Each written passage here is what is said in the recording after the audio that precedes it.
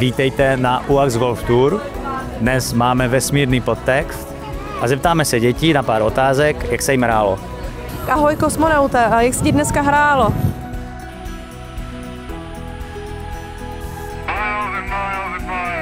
Dobrý.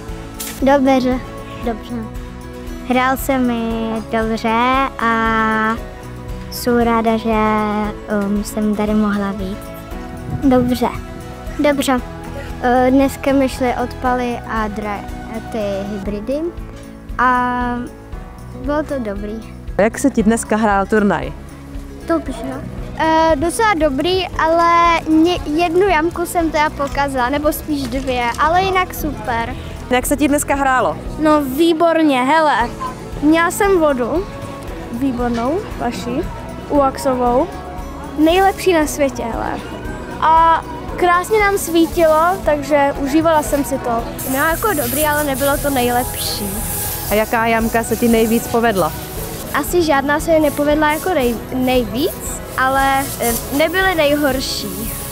Trojka kamená a tam se zahrál pár, ale mohlo se být líp. Povedla se mi 6 železná, tam jsem zahrál birdie, takže 3 rány. Nejvíc jsem hrála na železné, tak asi železná.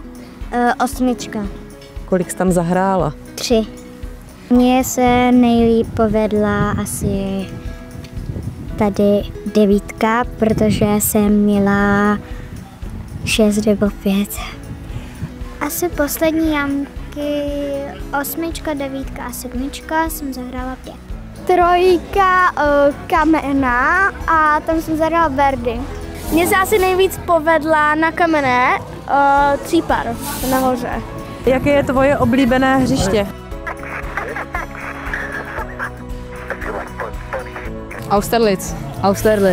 Asi kaskáda. Kaskádu. Čeladná. Kaskáda. Dobropise. Kaskáda. Na kaskádě. Asi železo. Moje oblíbené hřiště, jakože tady mám ráda nejvíc kamenou. Kaskáda.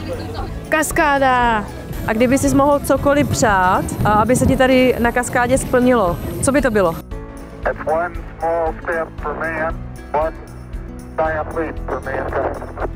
Být první. Být aspoň na 2. místě. Být první. Asi vyhrát. Aby jsem třeba měla super schopnost. Aby jsem hrál dobře s bankou. Aby jsem vyhrávala všechny turnaje. Proměněný pad do birdie. Hole-in. Asi iPhone 16. Hrát pod 70.